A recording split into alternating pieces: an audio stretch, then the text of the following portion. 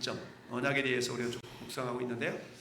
자, 출애굽기 12장 오늘 본문을 통해서 죽음의 사자가 넘어가는 유일한 근거가 뭐냐? 부분을 통해서 알고 있는 것처럼 피를 발라진 집안에 있는 사람들은 죽음의 사자가 넘어갔고, 피가 발라지지 않는 사람들의 집은 다 장자들이 다 죽임을 당하는 그런 안타까운 일이 발생하게 되었는데요. 자, 오늘 서론을 같이 한번 읽어보도록 하겠습니다. 시작. 인류의 가장 큰 비극은 죄로 인한 죽음과 심판의 공포 아래 놓여 있다는 것입니다. 애굽 땅에 임한 10번째 재앙은 단순한 역사적 사건이 아니라 죄인을 향한 하나님의 공의로운 심판을 상징합니다. 이 절망적인 상황 속에서 하나님은 이스라엘 백성에게 죽음의 사자가 머무르지 않고 넘어가는 유일한 탈출구를 제시하십니다. 아멘. 하나님께서 창세기 15장에서 아브라함하고 맺었던 약속, 4대 만에 너는 아말렉 족속들의 죄악이 관영할 때에 나오게 하겠다라는 그 말씀대로 결국 나오게 되는데요. 근데 나올 때에 이스라엘 백성들을 이끌어내기 위해서 그야말로 모세와 아론을 애굽왕 바로에게 보냈는데 바로가 마음이 완악해가지고 보내주려고 하지를 않죠. 그래서 어때요? 10가지 재앙을 서서히 내리면서 재앙이 내릴 때마다 미안해, 보내줄게, 이러기를 반복해서 거절하다가 결국 마지막 10번째 재앙, 모든 처음 난 것을 다 죽이는 짐승의 첫 새끼로부터 그 다음에 저 왕의 왕자 이르기까지 처음 난 모든 것을 죽이는 그런 심판이 임하게 되는데, 그런데 그 심판을 넘어갈 수 있는 비결을 오늘 유월절 절기를 통해서 하나님께서 말씀해 주신 것이죠. 자, 우리 인류에 있어서 가장 큰 비극이라는 것은 어때요? 죽음과 심판에 대한 공포다라는 얘기죠. 우리가 그러잖아요. 따라합시다. 죽음 앞에서 미소 지을 수 있는 인생. 여러분, 우리 죽음 앞에서 미소 지을 수 있는 인생, 어떻게 하면 미소를 지을 수 있을까요? 죽음 자체가 어때요? 두려움이 아니라 기쁨이 될 수 있다면 우리는 죽음 앞에서도 미소 지을 수 있는 인생이 되겠죠. 어떻게 해야만이 죽음이 그야말로 아름다운 그런 어떤 관문처럼 여겨지게 될까요? 그것은 다른 게 아니죠. 죽어도 다시 산다는 부활신앙이 있다면 우리 죽음이라는 것이 영원한 깜깜한 흑암의 세계로 들어가는 것이 아니라 예수 그리스도를 통하여서 하나님의 자녀가 된 저와 여러분들은 영원한 천국, 그곳에는 불도 등불도 햇빛도 필요 없다라 그랬죠. 하나님의 영광의 빛이 온전히 밝히는 그곳에 들어가서 영원히 주님과 함께 왕노릇하며 살아갈 그날을 기억한다 그러면 우리는 어때요? 죽음 앞에서도 미소 지을 수가 있겠죠. 그런데 어때요? 그 죽음에게 끝이 있음을 믿지 않거나 또는 믿음 없이 살아가다가 결국 그 죽음 앞에서 영안이 열려서 바라보면서, 우리가 왜 그런 얘기하지 않습니까? 죽음 때가 되면 그 영안이 열려가지고 자기 갈 곳을 안다라는 그런 이야기 하지 않습니까? 그래서 예수 믿고 죽은 사람과 예수 믿지 않고 죽은 사람의 시체의 표정이 달라진다라는 이야기가 있죠. 왜요? 예수 믿고 죽은 사람들은 그야말로 그 영혼이 하나님께로 받들려 가기 때문에 그 기쁨 속에서 죽음을 맞이하지만, 그러나 죽는 순간에 그 영혼이 지옥으로 가게 된다 그러면 그 영혼을 담았던 육체 자체가 굉장히 긴장하게 되어져서 결국 경직되어 있다라는 그런 이야기들이 있는데요. 어찌하든 오늘 우리 인류에 있어서 가장 큰 비극이 뭐냐? 죽음. 그렇죠? 죽을까 봐 마귀가 가장 강력한 무기를 삼고 우리에게 덤벼드는 것이 뭡니까? 죽음이죠. 죽음. 자주 말씀드리지만 마귀는 우리에게 불신앙을 심어주어서 죽을까 봐, 죽음에 대한 두려움과 공포를 심어주어서 하나님 온전히 신뢰하지 못하는 그런 인생으로 자꾸만 만들어 가죠. 그러나 성령님은 우리 안에 담대함을 주셔서 어때요? 죽음을 두려움의 대상이 아니라 오히려 능력이라는 얘기죠. 그래, 까짓 죽음은 천국이지 뭐. 이런 죽음을 두려워하는 대상이 아니라 천국에 들어가는 관문과 디딤돌로 여기는 그런 믿음의 사람들에게 있어서는 마귀가 죽음을 무기 삼는다 할지라도 전혀 주눅들지 않는 그런 모습을 우리가 가지고 살아갈 수가 있는 것이죠. 할렐루야. 자, 전에도 역시 마찬가지죠. 자, 오늘 하루 종일 비가 내리는데요, 은혜의 단비가 내리고 있습니다. 자, 어저께도 아침 전도를 나갔는데 한 8시부터 내가 찬양을 이렇게 틀고 복음을 전하는데 경찰이 두 사람이 오는 거야. 지난주도 경찰이 왔는데 이번 주 어저께도 경찰이 오는 거야. 이 대바람에 웬일이냐고 이 아침부터 그랬더니 누군가가 민원을 내가지고 들어왔다는 거야. 근데 경찰은 젊으신 분이더라고. 딱 나와서 민원이 들어서 왔긴 했는데요, 죄송한데요 이러면서 오히려 미안해하면서 그냥 갑니다 그러면서 그냥 보고 가더라고. 그러니까 참 예수님을 알지 못했더라면 왠지 모르게 죄진 것도 없는데 경찰이 오면 그냥 왠지 주눅 들고 이런 어떤 그런 모습들 있지 않습니까? 그런데 복음으로 무장하고 정말 내가 이 주님을 기쁘시게 하는 일을 하고 있는데 경찰이 오면 또 뭐라고 와, 이런 담담이 있다 보니까 전혀 요동하지 않는 그런 상태에 있는데 경찰들이 오히려 와가지고 저 양반 저렇게 보면 저것은 단속할 대상이 아닌데 스스로가 알고 있는 거야. 근데 또 민원이 들어가면 또 나가서 또 단속을 해야 되는 어떤 그런 법이 그런가 봐요. 그러니까 약자를 위한다는 명분으로 그런 법이 생겨졌는지는 모르겠지만 어쨌든 그게 참 좋은 면도 있지만 좋지 않은 면도 있는 것 같아요. 일부러 그냥 신고하면 무조건 나와야 돼. 무조건 나와야 돼. 그게 잘된 일이든 잘못된 일이든 참 그런 일이 있는데 그럼에도 불구하고 어때요? 정말 공포가 아니라 담대함으로 이렇게 어제도 복음을 전했는데요. 자, 그렇습니다. 죄를 향한 하나님의 공의로운 심판을 상징하는 것이 그야말로 오늘 본문 속에 나타나 있는 그런 내용인데요. 자, 이 절망적인 상황 속에서 하나님은 이스라엘 백성에게 죽음의 사자가 머무르지 않고 넘어가는 유일한 탈출구를 제시해주고 있다. 6월이라는 말이 6월달을 말하는 게 아니라 믿음 없을 때는, 믿음이 연약할 때는 6월달에 무슨 사건이 일어나는 이렇게 생각하잖아요. 그게 아니고 6월이라는 말이 뭐예요? 넘어간다는 뜻이죠. 패스오버, 6월이라는. 그래서 유일한 탈출구를 제시하고 계시는데요. 오늘 본문을 통해서 우리는 어때요? 심판을 피하는 비결이 인간의 공로나 자격이 아니다. 오직 하나님이 지정하신 유일한 근거에 있음을 깨닫게 합니다. 여러분, 우리 언약 시리즈를 계속 보고 있는데요. 자, 예비된 구원의 온전한 증거를 붙드는 복된 시간이 되기를 바랍니다. 우리가 아는 것처럼 어떻습니까? 오늘 이 6월절 절기를 우리 하나님이 제정하면서 어때요? 살 길을 말씀해 주고 있는 것 아니겠습니까? 첫 번째 어떤 말씀입니까? 흠없는 어린 양의 대속적인 죽음에 대해서 말씀하고 있습니다. 여러분, 죽음의 사자가 넘어가는 첫 번째 근거, 어떤 경우에 넘어가는가? 그것은 인간의 의로움이 아니라 흠없는 어린 양의 죽음에 있다라는 얘기죠. 오늘 보니까 너는 이 달을 너의 달의 시작 곧 해의 첫 달이 되게 하고, 그리고는 어때요? 그 달 열흘 해 각자가 어린 양을 잡으라. 19 따라서 잡으라 라고 말씀하고 있죠. 그러니까 흠없는 어린 양의 죽음 때문에 죽음의 사자가 패스 오버, 건너간다라는 그런 의미가 있는 것이죠. 해질 때에 잡으라고 명령하시죠. 이는 심판을 면하기 위해서는 반드시 죄 없는 존재가 피를 흘려서 생명을 대신해 줘야 된다라는 대속의 원리를 보여주고 있습니다. 그렇죠? 우리 주님이 대속제물이 되어 주셨지 않습니까? 우리는 그 어떤 인간도 죄 없는 사람이 없어요. 그런데 우리가 죄 문제를 해결해야 되잖아요. 그러니까 하나님께서는 우리의 죄 문제를 해결하시기 위해서 죄 없으신 하나님이 친히 인간의 모습으로 오셔서 우리 모든 인류의 죄짐을 대신 짊어지신 그 대속주가 예수 그리스도이신 걸 보게 됩니다. 애굽 사람이나 이스라엘 사람이나 죄의 본성은 어때요? 같아요, 달라요? 똑같죠. 이스라엘에게는 대속할 어린 양이 준비되어 있었어요.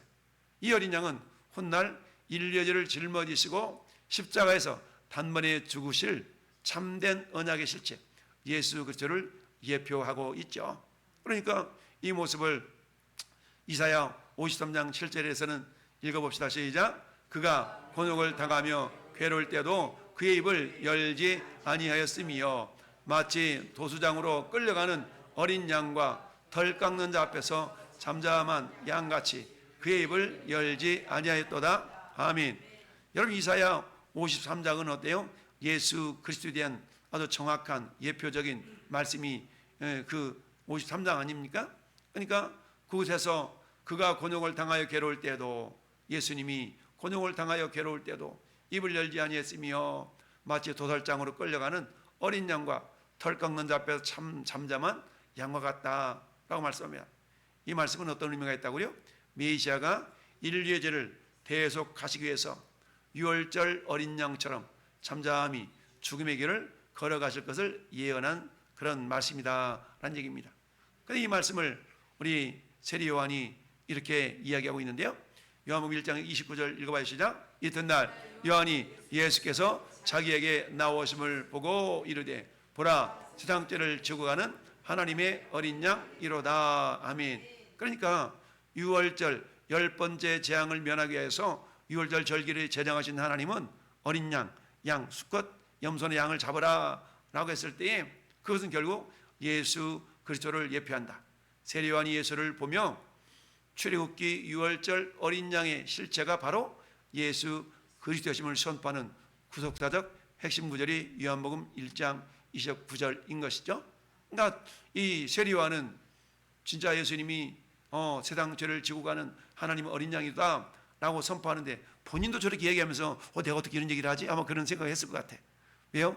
저 세리 요한에게 저걸 깨닫도록 해주신 분은 본인이 아니고 결국 하나님께서 깨닫게 주셨기 때문이죠. 자, 베드로전서 1장 18절 19절 읽어봅니다. 시작. 너희가 알거니와 너희 주상이 물려준 헛된 행실에서 대속함을 받은 것은 은이나 금같이 없어질 것으로 된 것이 아니요 오직 흠없고 점없는 어린 양 같은 그리스도의 보배는 피로 된 것이니라. 아멘. 저 말씀은 어떤 의미가 있는가? 우리가 죄에서 자유롭게 된 유일한 근거가 구약의 흠없는 영적 양의 실체이신 예수 그리스도의 보배로운 피 덕분에 덕분임을 확증하고 있다는 얘기입니다. 그러니까 사도 베드로는 이미 예수께서 어떻게 죽으셨고 부활하셨는가 그 의미를 깨닫고 있기 때문에 우리에게 저렇게 말씀해 주고 있는 것이죠. 흠없고 점없는 어린 양 같은 그리스도의 보배로운 피. 그래서 두 글자로 보혈이라고 말하고 있죠. 예수님의 피를 우리는 보배로운 피, 보혈이라고 표현하고 있습니다. 결국 우리가 죄에서 자유하게 된 유일한 근거가 구약의 흠없는 어린 양의 실체이신 예수 그리스도의 보배로운 피 덕분이다라는 것을 다시 한번 확증해 주고 있는 것이죠. 자, 두 번째 넘어갈 수 있는 근거가 뭐냐? 묵상 질문이 있네요. 자, 나는 영원한 죽음의 심판 앞에서 나의 도덕적 선행이나 종교적 열심을 의지하고 있나? 아니면 오직 나를 위해 죽으신 어린 양 예수의 대속만을 100% 신뢰하고 있나요? 라고 우리가 물어볼 수 있는데요. 물어보고 있는데요. 자, 그럴 때 우리는 어떤 대답을 할 수가 있습니까? 어떤 대답을 해야 돼요? 당연하죠. 예수 그리스도의 보혈의 대속만을 내가 100% 신뢰하고 있습니다 라고 말할 수가 있어야 되겠죠. 여러분, 자, 19세기 남북 전쟁, 미국의 남북 전쟁이 있을 때에 어떤 일이 있었냐면 대리 입대 제도라는 것이 있었어요. 대신 군대를 가는 거예요. 그러니까 대신 군대를 가는데 돈 있는 사람들은 어쩌든 군대를 안 가려고 그러고 근데 남북 전쟁통에 북군이나 남군이 인구가 군인들이 부족하다 보니까 어떻게든지 군대를 모집하려고 하다 보니까 어때요? 대신 군대를 가게 하는 대리 어떤 입대 제도가 1863년, 62년에 이때 생겼거든요. 그러다 보면 어떤 일이 발생해요? 돈 있는 사람은 그야말로 다 돈을 주고 이렇게 대신 누군가가 입대를 하게 되는 이런 일들이 발생하게 되었습니다. 어느 날 어떤 가난한 젊은이가 입대를 해야 되는데 너무 안타깝고 애처로운 모습이 있어서 어떤 청년이 그 사람을 대신해서 내가 대신 군대를 가겠소 해서 대신 군대를 간 사건이 있었습니다. 근데 그만 대신 군대를 갔던 사람이 그 군대에서 전쟁터에서 죽고 말았어요. 얼마나 안타깝습니까? 그러다 보니까 차후에 그 군대를 가지 않았던 그 젊은이에게 다시 입영 통지서가 나오게 되었어요. 그러자 이 사람이 자기를 대신해서 군대를 간 그 청년을 서류를 다 띄워가지고 이 사람이 나를 대신해서 군대 입대를 해서 죽음을 당했습니다. 전쟁 때 죽었습니다. 라고 해서 결국 어때요? 그 군 면제받게 된 그런 일화가 있는데요. 마찬가지죠. 전에 여러분들이 어때요? 우리가 짊어져야 될 모든 죄짐들을 우리 예수 그리스도께서 다 짊어지셨음을 우리의 입술로 믿고 고백하고 선포할 때 어때요? 선포할 때 우리는 자유함을 누릴 수가 있다라는 사실이죠. 그러니까 내 죄의 무게를 대신 짊어지신 예수 그리스도의 대속적 사랑이 오늘 나의 삶에서 여전히 감격적인 모습으로 우리가 고백되고 있는가? 할렐루야. 그렇지 않습니까? 보혈을 지나 하나님 품으로, 보혈을 지나 아버지 품으로 한 걸음씩 나가네. 우리가 보혈 찬양을 이렇게 부를 때마다 나에게 과연 감격이 있는가, 감동이 있는가, 우리 자신을 이렇게 돌아보는 시간이 될 수 있기를 바랍니다. 두 번째로 어떻습니까? 대신 죽어준 그런 어린 양이 있는 반면에 그 어린 양이 죽을 때는 반드시 뭐가 흘려져요? 피가 흘려지게 돼 있죠. 그래서 두 번째는 문설주와 인방에 바른 피의 표적인데요. 자, 두 번째 근거는 어린 양의 피를 집 좌우 설주와 인방에 발라서 가시적인 표적으로 삼는 것입니다. 여러분, 설주 문에 보면 저 문을 열는데 이렇게 양쪽 오른쪽 왼쪽에 있는 걸 설주라고 하고, 설주 끝에 가로로 횡으로 이렇게 놓여져 있는 저것을 뭐라고? 인방이라고 얘기합니다. 그러니까 인방과 좌우 설주에 그 흠없는 어린 양의 피를 발르라 라고 말하고 있죠. 즉 발라서 가시적인 표적으로 삼으라는 얘기죠. 아무리 훌륭한 어린 양을 잡았다 할지라도 그 피를 문틀에 바르지 않고 집 내부에만 보관했다라면 심판을 면할 수가 없었을 것입니다. 그런데 하나님은 어때요? 피를 바르라라고 말씀하고 있죠. 그 다음 피를 바르라는 의미는 어떤 의미인가? 자, 강조된 것 같이 읽어봐요. 시작. 피를 바르는 행위는 하나님의 언약 말씀을 온전히 믿고 순종하는 믿음의 외적 고백이었습니다. 아멘. 그렇죠? 피를 바르는 행위는 하나님의 언약 말씀을 온전히 믿고 순종하는 믿음의 외적인 고백이라는 얘기입니다. 여러분, 우리가 신앙생활을 하면 세례를 받게 되지 않습니까? 세례도 이와 유사한 의미인 것이죠. 세례라는 것은 내가 죽고 예수로 살겠다라는 믿음의 결단이고, 주님이 내 안에 내가 주님만 있음을 외적으로 표현하는 거거든요. 그러니까 이제는 어떤 겁니까? 나는 죽고 예수님이 나를 통해 살아났으니까 이제 세례받은 존재로서, 세례받은 신앙인으로서 내가 잘 살아가겠습니다 라는 저 내용과 유사한 것이죠. 즉 피를 바르는 행위는 하나님의 언약 말씀을 온전히 믿고 순종하는 믿음의 외적인 고백이다라는 얘기. 이걸 인방이 바른다, 설주에 바른다라는 의미가 있는 겁니다. 즉 죽음의 사자는 그 집안에 있는 사람의 신분이나 도덕성이나 빈부격차를 보지 않는다는 얘기죠. 그 사람이 그 피가 발라지는 그 집안에 어떤 사람이 있다 할지라도, 설령 피 발라진 집안에 저 애굽 사람이 있다 할지라도 그 사람이 죽어요? 살아요? 살아요. 이방인이라 할지라도 피가 발라지는 집안에 들어있다면 그 사람은 사는 겁니다. 마찬가지로 오늘날 전에 여러분들은 어때요? 예수 그리스도의 보혈의 피에 이미 다 발라져 있어서 그 안에 들어가 있음으로 말미암아 우리는 저주를 면한 주인공들이 된 줄을 믿습니다. 즉 오직 문틀에 묻은 피만을 보고 넘어갔다라는 사실. 이처럼 오늘날 우리의 영혼의 문틀에 그리스도의 보혈이 발려져 있을 때에만 영원한 심판이 우리를 넘어간다라는 얘기입니다. 그러니까 예수님의 피가 나의 모든 죄를, 그래서 영원한 속죄와 온전한 용서, 이 두 가지 의미를 늘 우리가 마음속에 묵상하고 있을 때 우리는 어때요? 담대함을 얻을 수가 있는 줄 믿습니다. 로마서 3장 25절 말씀 읽어봅시다. 시작. 이 예수를 하나님이 그의 피로써 믿음으로 말미암은 화목 제물로 세우셨으니 이는 하나님께서 길이 참으시는 중에 간과하심으로 자기의 의로우심을 나타내려 하심이니. 아멘. 저기서 간과하셨다. 간과라는 것은 어때요? 그냥 묻고 그냥 지나간다라는 그런 의미가 있잖아요. 그러니까 하나님이 예수님의 피를 보시고 우리의 죄를 간과, 그냥 넘어간다는 얘기죠. 하시는 의로운 법적 근거가 믿음에 있음을 설명하고 있다라는 얘기죠. 그러니까 우리가 예수님의 보혈을 믿을 때에 어때요? 우리 내면 속에 있는 여러 죄악들을 이미 용서함 받고 우리 주님의 심판이 넘어가게 되는 놀라운 은혜가 임하게 된 것이죠.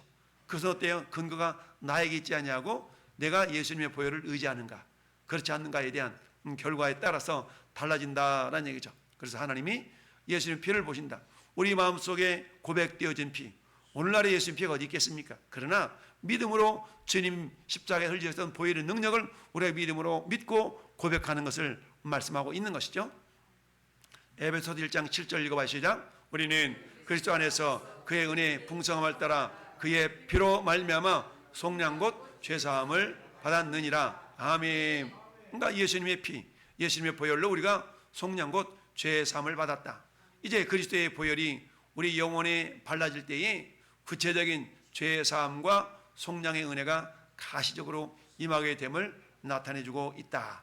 히브리서 9장 22절도 율법을 따라 거의 모든 물건이 피로써 정결하게 되나니 피 흘림이 없은즉 사함이 없느니라. 즉 문설주에 피를 바르는 행위가 왜 필수적이었는지 피 흘림과 바름만이 죄 사함의 유일한 표적임을 보여주고 있는 것이죠. 그러니까 어떤 사람이랄지라도 그야말로 설주와 인방에 발라진 피가 발라지는 그 집안에 있기만 하면 죽음의 사자가 건너갔던 것처럼 넘어갔던 것처럼 율법을 따라 거의 모든 물건이 피로써 정결하게 된다. 피 흘림이 없은즉 사함이 없다라는 얘기. 이것은 결국 문설주와 인방에 바르는 그 행위가 우리에게 필수적이다라는 의미를 보여주고 있습니다. 첫 번째는 우리 대신 죽어진 어린 양의 대속. 두 번째는 어때요? 발라진 피. 그 다음에 세 번째는 뭘까요? 물상 질문을 먼저 읽습니다. 시작. 유월절 밤 이스라엘 백성들이 문설주의 비 뒤에 숨어 안전했던 것처럼 나는 세상의 위협과 정죄감 속에서도 오직 예수의 피라는 표적 뒤에서 숨어서 평안을 누리고 있는가. 즉 예수님의 피가 나의 모든 죄와 영원한 속죄를 이루는 능력임을 믿고 우리가 담대하고 있는가. 이걸 물어보는 거거든요. 따라합시다. 영원한 속죄. 모든 죄 사하고, 그렇죠? 모든 죄를 사하시고 영원한 속죄는 결국 예수님의 보혈에 있다라는 얘기죠. 그러니까 어떤 사탄의 세력이 우리를 유혹한다 할지라도, 우리를 위협한다 할지라도 우리가 기죽지 않고 주눅들지 않고 담대할 수 있는 것입니다. 두 번째는 내 삶의 영역, 가정에서나 직장에서나 또는 어떤 인간관계 속에서 내가 예수님의 보혈로, 예수님의 피로 구원받은 자라는 사실을 선명한 믿음의 표적, 고백과 순종이 드러나고 있는가. 우리는 어때요? 어떤 상황 속에서 누구를 만나든 내가 예수 그리스도를 믿는 그리스도인인 것을 우리는 드러낼 수 있어야 됩니다. 가끔 우스갯소리로 뭐 신문지 둘둘 말아서 성경책 끼운다라는 그런 얘기를 하시긴 했지만, 내가 누구를 만나든 나는 I am a Christian, 내가 크리스찬임을, 그리스도인인 것을 드러낼 때에 스스로의 행동을 이렇게 좀 절제할 수 있는 그런 또 근거가 되기도 하죠. 할렐루야. 그래서 내 삶의 모든 영역 속에서 내가 예수님의 보혈로 구원받은 자라는 그런 선명한 믿음의 표적, 즉 고백과 순종이 나타나고 있는가라는 것을 우리가 알아야 됩니다. 여러분, 제가 지난 주일에도 그런 얘기 했지 않습니까? 1만 달란트 빚 탕가 받은 사람이 만 데나리온, 그야말로 만 데나리온 그 빚진 사람을 빚 안 갚는다고 막 멱살지 않고 빚 갚으라고, 이런 안타까운 현실 오늘날에도 우리 가운데 나타나서는 안 되는데 그렇다는 얘기죠. 결국 뭡니까? 우리가 죄사함 받은 그 하나님 놀라운 은혜는 세상에 있는 어떤 것으로도 값을 매길 수가 없는 것이죠. 그러니까 나에게 설령 누군가가 나에게 어떤 해를 가했다 할지라도 우리는 그것조차도 용서하지 못할 그런 죄가 없다라는 것을 기억할 수 있어야 됩니다. 최고의 은혜, 최고의 믿음, 최고의 능력은 어디에 있다? 용서에 있다 라고 말씀을 우리가 묵상했습니다. 세 번째는 어떻다? 언약의 신실하심에 근거한 구원인데요. 자, 세 번째 근거는 피 자체의 물리적 힘이 아니라 내가 피를 볼 때 너희를 넘어가리라. 이건 뭐야? 하나님의 약속의 말씀이잖아요. 그러니까 하신 하나님의 언약적 신실하심에 있다라는 얘기입니다. 정 예수님께서 유월절 밤 이스라엘 백성들을 두려움에서 건져낸 것은 그들의 담대함이 아니라 하나님의 약속이라는 얘기. 약속. 여러분 자주 말씀드리잖아요. 내가 신앙생활을 잘하면 구원 받을 것 같아. 구원 받은 것 같아. 내가 신앙생활을 잘못하면 구원 못 받은 것 같아. 여러분, D.L. 무디가 목회를 하는데 어느 날 젊은 청년이 와서 D.L. 무디 목사님한테 고백을 했어요. 목사님, 참 내가 신앙생활 잘할 때는 내가 참 분명히 나 구원받고 그런 것 같은데 내가 신앙생활을 개떡같이 하고 이럴 때는 내가 정말 구원 못 받은 것 같으니 어떻게 하면 좋아요? 어떻게 하면 좋아요? 이렇게 고백을 했어요. 그랬더니 D.L. 무디 목사님이 그 청년에게 저 밖에 바위 위에 자그마한 새 하나 앉아있지. 예, 저 새가 때로는 기분이 좋고 슬프고 낙심되고 절망하고 그런다고 한다 할지라도 그 새를 떠받치고 있는 저 바위는 그 새의 요동함에 의해서 바위가 움직이겠는가? 안 움직이겠는가? 움직여 안 움직여? 안 움직이죠. 구원이라는 그렇다는 얘기죠. 구원이라는 것은 새가 잘 날고 건강하고 건강하지 않고의 근거에 있는 것이 아니라 그걸 떠받치고 있는 바위에 있는 것처럼 마찬가지로 우리의 신앙생활을 잘하고 잘못함에 의해서 구원의 좌지우지가 결정되는 것이 아니라 이미 예수 그리스도를 우리가 믿는 믿음의 사람이라면 믿음이 연약할 수는 있지만 우리가 믿음이 좋을 때는 구원받은 것 같고 믿음이 연약할 때는 구원 안 받은 것 같고 그런 거 아니라 우리는 모든 죄를 사하신 예수 그리스도의 보혈의 능력, 할렐루야, 이것이 우리의 구원의 근거를 가질 수가 있어야 된다는 얘기죠. 그러니까 어떤 상황 속에서도 구원의 근거를 내 자신에게서 찾으면 안 돼요. 구원의 근거는 나에게 있지 않고 하나님의 이 약속의 말씀에 있는 겁니다. 할렐루야. 여러분, 인방과 설주에 피를 바르고 그 안에 앉아있는 사람이 나는 당신이 애굽 사람이니까 구원 못 받아 이러지 않죠. 너는 연약하니까 구원 못 받아 이러지 않죠. 그죠? 문에 발라져 있는 설주와 인방에 발라져 있는 그 피 때문에 그 안에 있는 사람이 어떠한 사람이라 할지라도 구원을 받는 것처럼 우리들 역시 마찬가지. 내가 구원받은 구원의 근거는 나에게 있지 않고 철저하게 하나님의 언약의 말씀에 있다라는 사실입니다. 할렐루야. 그래서 어때요? 유월절 밤 이스라엘 백성들을 두려움에서 건져낸 것은 그들의 담대함이 아니라 하나님의 약속에 있다는 얘기죠. 하나님은 아브라함과 이삭과 야곱에게 세우신 그 언약을 기억하셨고 피라는 언약의 증거를 보실 때에 신실하게 그 약속을 이행해 주셨다라는 사실입니다. 오늘날도 마찬가지 우리 안에 예수님이 십자가에서 다 이루었다, 테아탈레스타이를 외치셨던 그 언약의 말씀을 내가 부여잡고 있는가, 그렇지 않고 있는가. 그 언약의 말씀 때문에 내가 구원을 받고 구원을 못 받고 있는 것이지, 때로는 내가 열심을 보면 구원을 받은 것 같아. 근데 내가 열심히 없고 뭔가 신앙생활을 잘못하면 구원이 없는 것 같아. 이것은 근거를 나에게 찾는 것과 동일하다.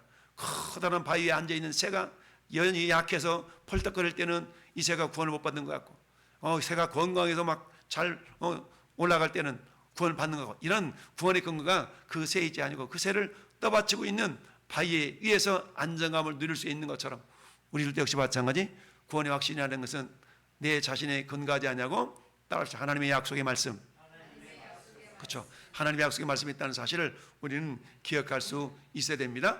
즉 구원의 확실성은 우리의 감정의 흔들림이나 행위에 있지 않고 변개치 않으시는 하나님의 언약의 신실성에 있다는 사실입니다. 우리가 그리스도 안에 있을 때에 하나님은 그 아들의 피를 보시고 우리를 영원한 자녀로 용납하십니다.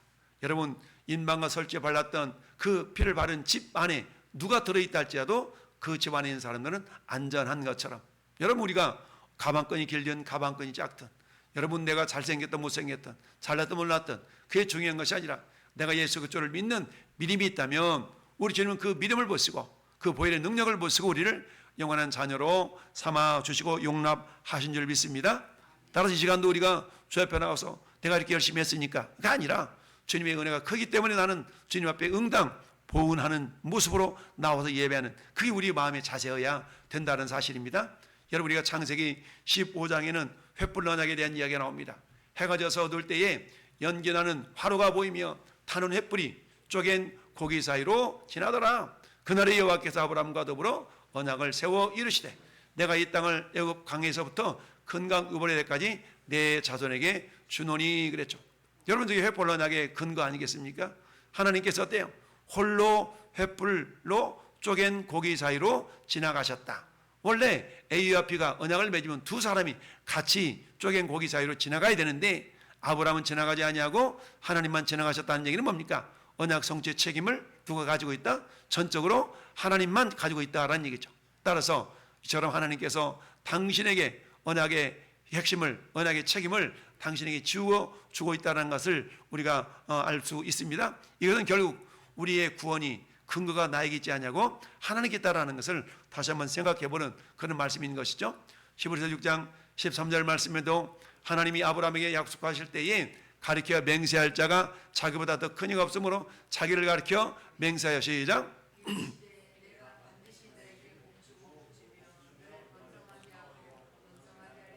아멘. 하나님께서 자기를 가르쳐 맹세하셨어. 내가 반드시 너에게 복주고 복주며 번성하게 하고 번성하리라 라고 맹세하시며 약속하셨다는 얘기죠. 즉 하나님의 약속은 뭐 어떤 의미가 있다고요? 변할 수 없으며 당신의 이름을 걸고 하신 맹세이기에 구원의 신실한 근거가 됨을 확증하십니다. 아멘. 할렐루야. 오늘 새벽 말씀도 그런 말씀이었잖아요. 하나님의 영광 때문에, 하나님의 영광 때문이라도 우리 구원을 취소하지 아니하시고 반드시 우리를 구원으로 이끌어 가신다라는 우리 새벽 말씀이 있었죠. 그런 것처럼 우리 하나님께서 너희를 넘어가리니, 즉 하나님의 심판이 넘어갈 수밖에 없는 근거를 우리는 세 가지를 살펴봤습니다. 첫 번째, 어린 양의 대속의 죽음. 두 번째, 그 흘린 피를 발라서 그야말로 좌우설주와 인방에 바른 그 피 때문에 넘어간다는 얘기죠. 세 번째는 뭐 때문에 넘어간다? 하나님의 언약적 신실하심, 언약적 신실하심 때문에 결국 넘어간다는 사실입니다. 그렇다면 우리는 어때요? 오늘 이 시대도 역시 마찬가지. 내가 기억할 것은 뭡니까? 예수께서 나를 대신하여서 주님의 피 흘려 죽으셨고, 우리의 마음속에, 우리의 심령에 우리는 여전히 주님의 보혈이 발라져 있어야 된다는 얘기입니다. 할렐루야. 그건 결국 뭡니까? 보혈의 능력을 내가 믿는 거죠. 발라져 있다는 얘기는 보혈의 능력을 믿고 뭐 하는 겁니까? 믿음으로 행동하고 있는가라는 것을 우리에게 질문하고 있습니다. 디모데후서 2장 13절도 시작. 우리는 믿음이 없을지라도 주는 이랑 믿으시니 자기를 부인하실 수 없느니라. 아멘. 여러분, 우리의 감정과 상태는 날마다 변해요. 변덕스럽잖아요. 아침에는 그냥 산을 옮길 만한 믿음이 있는 것 같아. 근데 자그만 시험거리 때문에 자빠져가지고 저녁에는 확 넘어져 있는 이런 모습이 우리의 모습일 수 있거든요. 자, 그러나 우리의 감정과 상태는 이처럼 날마다 어때요? 변할 수 있어요.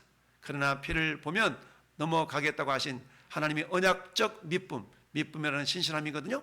신실하지만 결코 변하지 않는다라는 우리가 알아야 됩니다. 할렐루야. 이 모습을 히브리서 3장 8절은 우리 하나님은 어제나 동일하시다, 회자는 그림자도 없으시다 라고 변치 아니하시는 신실하심을 표현하고 있는 것이죠. 이처럼 하나님의 언약의 믿으심, 신실하심을 우리의 구원의 근거로 삼을 수 있어야 됩니다. 묵상절을 봅시다. 나는 내 감정이 메마르거나 삶의 실패가 찾아올 때 어때요? 구원의 확신마저 흔들리고 있지는 않는가? 라는 우리가 돌아볼 수 있어야 됩니다. 흔히 그러잖아요. 내가 이렇게 신앙생활 있다고 해가지고 내가 천국이라 가겠어? 이건 뭐예요? 근거를 누구한테 두는 거예요? 나한테 두는 거예요. 그러나 어때요? 그럼에도 불구하고 내가 예수 그리스도를 믿는 믿음의 사람이라면 어때요? 여전히 주님은 나를 붙들고 마침내 영원한 천국에 들어가도록 우리 인도에 가신다라는 확신이 우리 가운데 있어야 됩니다. 할렐루야. 나의 구원이 내 상태가 아닌 하나님의 신실하신 약속의 근거에 있음을 확신하십니까? 아멘. 그렇습니다. 우리의 근거라는 것. 그러니까 저 확신 때문에 설령 못 하다가도 다시 벌떡 일어날 수 있는 힘이 생기는 것이죠. 할렐루야. 그 힘이 있어야만이 천국 가기 때문에 우리 힘을 내는 것이 아니라 하나님의 신실한 은혜가 있기 때문에 다시 힘을 내서 그 은혜에 보답하는 양으로 우리가 나가는 존재다라는 사실입니다. 두 번째, 내가 피를 볼 때에 너를 넘어가리라 하신 말씀처럼 하나님이 나를 보실 때 내 허물이 아닌 예수 그리스도의 의를 보신다는 사실이 나에게 어떤 영적 담대함을 주십니까? 설령 잠깐 우리 믿음이 연약해서 흔들릴 수도 있고 내가 하나님 앞에서 떳떳하게 나가지 못하는 연약함도 있을 수가 있거든요. 그러나 우리 주님은 어때요? 간과하신다. 뭘로요? 주님의 보혈을 보시고 우리 내면 속에 있는 연약함을 간과하신다. 못 본 채 해주신다는 거거든요. 못 본 채 해주신다는 얘기입니다. 할렐루야. 그렇다고 해서 우리가 못 본 채 해주시니까 하나님 나 못 본가 봐, 아닌가 봐 라고 그러면 안 된다는 얘기죠. 마치 전도서 8장 펴봅시다. 전도서 시편, 잠언, 전도서. 시편, 잠언, 시편, 전도서, 전도 아가서, 전도서 8장 12절 11절 12절 같이 읽어보자. 시작. 악한 일에 관한 징벌이 속히 실행되지 아니하므로 인생들이 악을 행하는 데서 마음이 담대하도다. 죄인은 100번이나 악을 행하고도 장수하거니와 또한 내가 하노니 하나님을 경외하여 그를 경외하는 자들은 다 잘 될 것이요 악인들은 장수하지 못한다. 할렐루야. 결국 하나님을 경외하는 자들은 잘 되게 되어 있다는 얘기입니다. 근데 악인들은 어때? 악인들은 하나님께서는 인내하시고 그 악인도 구원받기를 원하시거든요. 그래서 기다려 주시는 거거든요. 근데 하나님이 기다리심을 그들은 어떻게 해요? 만홀히 여기면서 계속 그렇다. 근데 그들이 마음에서 돌이키지 않으면 결국 어때요? 멸망으로 떨어질 수밖에 없는 것이죠. 그러니까 하나님의 인내하심을, 하나님의 오래 참으심을 그들이 교묘하게 이용해 먹으면 안 된다는 얘기죠. 그래서 악한 일에 관한 징벌이 속히 실행되지 아니하므로 인생들이 악을 행하는데 마음이 담대하도다. 하나님 어디가 있어? 다 이러면서 그렇잖아요. 이건 인간의 어리석은 미련합니다 라는 얘기입니다. 결국 하나님께서는 우리에게 정말 은혜를 베풀어 주시기 위해서 때는 오래 참으시고 기다리셔서 마침내 하나님의 자녀답게 살아갈 수 있는 성화의 삶을 살아갈 수 있도록 우리에게 이끌어 주시고 인도해 주시는 은혜 하나님이신 걸 우리는 기억할 수 있어야 되겠죠. 그러니까 너희는 하나님의 은혜를 받을 때 헛되이 받지 말라. 하나님의 은혜를 헛되이 받지 않는다는 얘기는 그 은혜를 어때요? 내가 보은하는 보은자의 삶을 살아간다는 얘기거든요. 이걸 우리가 기억할 수 있기를 바랍니다. 결론을 보겠습니다. 시작.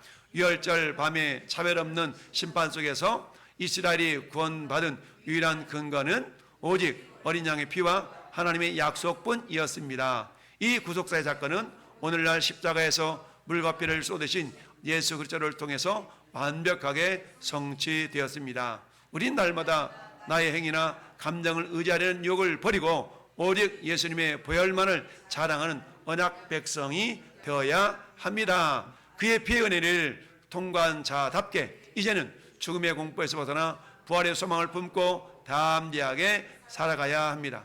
오늘 밤 우리의 영혼 중심에 예수의 피가 선명하게 발라져 있는지를 점검하고 그 보혈의 능력을 의지해서 승리하는 왕성의 성도들 되시기를 축복합니다. 아멘. 우리 한번 기도하는데요. 우리 세 가지 기도 제목을 한번 같이 읽어보겠습니다. 첫 번째 시작.